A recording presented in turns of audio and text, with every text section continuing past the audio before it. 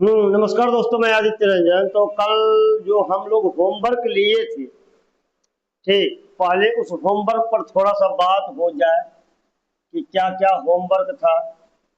आइए, पहला होमवर्क था आप लोगों का कि विश्व और भारत में कोराल यानी प्रवाल से निर्मित स्थलाकृतियां कहाँ कहाँ हैं। तो जो भी बच्चे होमवर्क बना के लाए हैं, जो सुन रहे हैं, जो लाए हैं, हाँ, एक बार मिला लीजिए कि आपका आंसर सही है कि नहीं है। विश्व की बात जब करेंगे तो ऑस्ट्रेलिया में ग्रेट बैरियर रीफ या दुनिया की सबसे बड़ी प्रवाल भित्ति है, पूछा जाता है एग्जाम में। ठीक, ग्रेट बैरियर रीफ दुनिया की सबसे बड़ी प्रवाल भित्ति है, कोराल रीफ है, वो कहाँ है? ऑस्ट्रेलिया में। अटॉल होता है एक। मालदीव और प्रशांत महासागर के कई द्वीप कोराल से निर्मित वलयाकार द्वीप है। यही वलयाकार जो द्वीप है, जो कि कोरल से बना हुआ है, उसी को एटॉल कहते हैं। ये तो विश्व में हो गया। भारत में लक्षद्वीप, यह पूर्णतः प्रवाल से बना हुआ है, कोराल एटॉल से बना है, केंद्र शासित प्रदेश है। ठीक, अब आप लोगों का है कि इसका राजधानी दिमाग में रखना है। तटीय प्रवाल भित्तियां, फ्रिंजिंग रीफ्स, ये कहाँ है? तो मन्नार की खाड़ी। अभी अभी बात कर रहा था अबू समा कि मन्नार की खाड़ी किसको किसको अलग करता है? भारत और श्रीलंका। ठीक, कच्छ की खाड़ी जो कि गुजरात में है, तथा अंडमान और निकोबार द्वीप समूह, ये सारे चीज, हाँ, एटॉल से संबंधित है, प्रवाल से संबंधित है, जिसे मूंगा भी कहा जाता है। तो आप एक बार चेक कर लीजिए, इसमें से बहुत सारे, जैसे ये क्वेश्चन पूछा गया है, एटॉल पूछा गया है, लक्षद्वीप पूछा गया है, मन्नार की खाड़ी, कच्छ की खाड़ी, सारा चीज एग्जामिनेशन पॉइंट ऑफ व्यू से इम्पोर्टेंट है, ध्यान रखना है। उसके बाद हाँ, कोरल एक ये है, मतलब कह सकते हैं लिविंग बीइंग्स। हाँ, और ये कॉलोनी बना के रहता है और कॉलोनी में ही मर जाता है। मरने के बाद धीरे धीरे क्या होता है, इसमें कैल्शियम बहुत ज्यादा रहता है। वही कैल्शियम सूखने के बाद हार्ड हो जाता है, जो कि समुद्र में जमा होने के कारण वह द्वीप का आकार ले लेता है। हाँ बिल्कुल, कुछ मछलियां भी जाके उसी इस कंट्री यानी कॉलोनी में समा जाती है, मर जाती है, उसका भी हड्डी उसमें जुड़ जाती है। हाँ, और वही बाद में पक्षी सब आके उस पर बैठता है, बीज करता है, बीज होता है तो जंगल झाड़ सब भी उग जाता है। ठीक, अब आते हैं, दूसरा क्वेश्चन था अल नीनो। हाँ रे अबू समा, अल नीनो पूछ देगा। अल नीनो जलधारा जो है वो किस महासागर में उठती है? तो सबसे पहले प्रशांत महासागर में। कैसी जलधारा है? यह गर्म जलधारा है। हाँ? गर्म जलधारा है, बिल्कुल। हाँ, प्रभाव, इसके कारण वैश्विक मौसम चक्र प्रभावित होता है। भारत में इसके प्रभाव से प्रायः मानसून कमजोर हो जाता है। तो इस साल जो मानसून कमजोर हुआ है, बारिश कम हुआ है, कहीं न कहीं अल इफेक्ट ही है, और सूखे की स्थिति उत्पन्न हो जाती है। ये हो गया अल नीनो के बारे में बेहतर जानकारी करेंगे हम लोग, अगले वीडियोज में देखेंगे। उसके बाद क्वेश्चन था कि बायोस्फीयर रिजर्व भारत में कितने हैं? तो भारत में कुल मिलाकर 18 बायोस्फीयर रिजर्व है, जो कि जैव मंडल आरक्षित क्षेत्र है।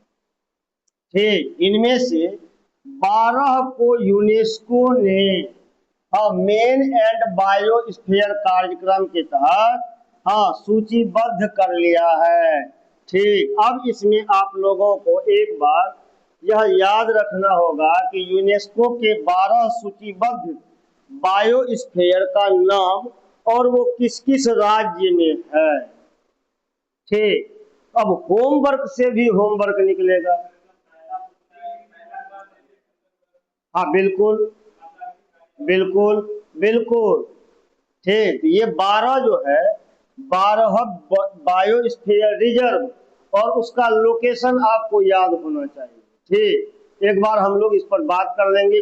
हाँ, कॉपी में होमवर्क में लिख लीजिए 12 बायोस्फीयर रिजर्व और उनकी स्थिति। ठीक, 12 बायोस्फीयर रिजर्व और उनकी अवस्थिति, लिखिए कॉपी में, 12 बायोस्फीयर रिजर्व और उनकी अवस्थिति। ये सब सर्च नहीं करना है, आराम से मिल जाता है, अब AI आ गया है। उसके बाद नेक्स्ट होमवर्क था पंचामृत, ठीक है। इसमें था क्या कि ये कोप 2026 सम्मेलन पूछेगा कहाँ हुआ, ग्लासगो कब हुआ, 2021 में।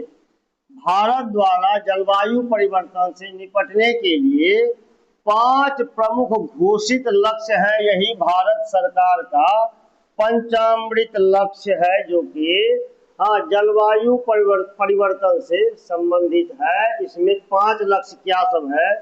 पहला है कि 500 गीगावाट का गैर जीवाश्म ऊर्जा क्षमता।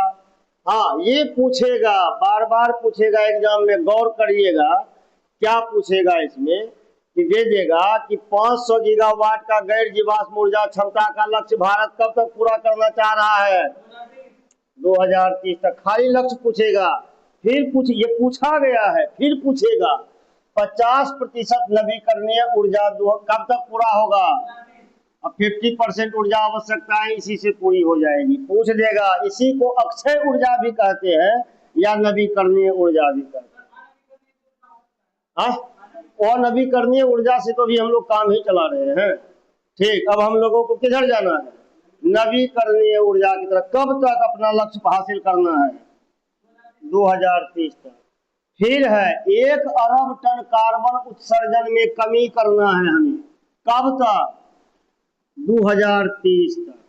ठीक, पूछेगा ये। इसमें से जो भी 5 लक्ष्य है, पांचों लक्ष्य याद रखिए, गारंटी है, हाल फिलहाल एग्जाम होने दीजिए, 5 में से एक ना एक लक्ष्य पूछेगा, या हो सकता है 2 लक्ष्य पूछ ले।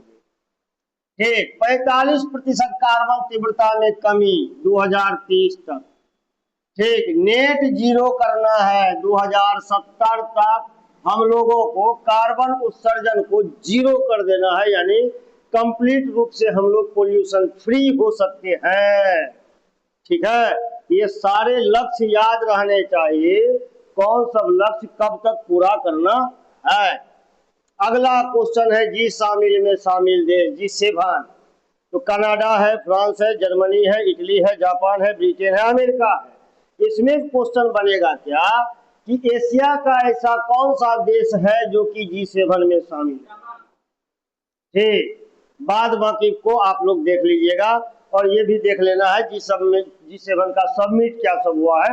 वैसे आप वीडियो के साथ बने रहेंगे रेगुलर, तो आपको उन सब चीजों का इसमें एक चीज ध्यान रखना है कि 7 के अलावा यूरोपीय संघ भी इसकी बैठकों में भाग लेता है। इस तरह से क्वेश्चन दे सकता है कि G7 के बैठकों में कौन सा ऐसा संगठन है जो G7 का सदस्य न होकर भी उसमें भाग लेता है, यूरोपीय यूनियन बन जाएगा। आगे FATF, हम लोग पाकिस्तान का अनुमान लगा रहे थे कि FATF के तहत पाकिस्तान को ब्लैकलिस्ट किया जाएगा या किया गया होगा, तो लेकिन पाकिस्तान इससे बाहर है। तो कौन सब 3 देश है FATF के ब्लैकलिस्ट में, उत्तर कोरिया, ईरान और म्यांमार। FDI और FII में हमने अंतर को दिया था होमवर्क में। FDI क्या है यह देखिए, जब कोई विदेशी कंपनी या व्यक्ति किसी देश में भौतिक संपत्ति जैसे फैक्ट्री, व्यवसाय या आधारभूत संरचना में दीर्घकालिक निवेश करता है, इसमें प्रबंधन और नियंत्रण का अधिकार मिलता है। तो ये है FDI, प्रत्यक्ष विदेशी निवेश। FII क्या है, फॉरेन इंस्टीट्यूशनल इन्वेस्टर। ये क्या करता है, विदेशी संस्था जैसे म्यूचुअल फंड या बैंक किसी देश के शेयर बाजार, बॉन्ड, वित्तीय परिसंपत्तियों में अल्पकालिक निवेश करता है। ठीक, ये कैसा कितना करता है, बस यही टर्म है, ये अल्पकालिक करता है और ये दीर्घकालिक करता है। FDI लॉन्ग टर्म के लिए और FII शॉर्ट टर्म के लिए। FDI क्या, भौतिक संपत्ति में निवेश करता है, और FII क्या, जैसे विदेशी इसमें क्या करता है, शेयर बाजार में, बॉन्ड में या वित्तीय परिसंपत्तियों में, बस यही दोनों अंतर है, एफडीआई में और एफआईआई में। होमवर्क खत्म। हाँ हाँ, उसका भी क्राइटेरिया है कि कौन सा देश, जैसे कि टेररिस्ट ना हो, ठीक, डेमोक्रेसी वहाँ सही से हो, डिक्टेटरशिप बढ़िया से, डिक्टेटरशिप लागू नहीं हो, ठीक, ये सब क्राइटेरिया है जो कि उस देश को FATF की सूची से बाहर रखता है। वैसे अंतर्राष्ट्रीय संस्थानों पर अमेरिका का पकड़ है, अमेरिका जिधर चाहेगा, जैसे ईरान को उसने क्या किया, FATF में डाल दिया है। ये क्लियर है कि अमेरिका का बात ईरान नहीं मानता है, उत्तर कोरिया अमेरिका की बात नहीं मानता है, पाकिस्तान अमेरिका के आगे झुक जाता है, तो अभी पाकिस्तान को FATF से बाहर रखा गया है। तो अभी का समय जो है कि अमेरिका जो है वो किसी भी तरह के इंटरनेशनल इंस्टीट्यूशंस के रूल रेगुलेशंस को नहीं मान रहा, लेकिन सबका अपना एक क्राइटेरिया है। ठीक, चलिए अब हम लोग इसको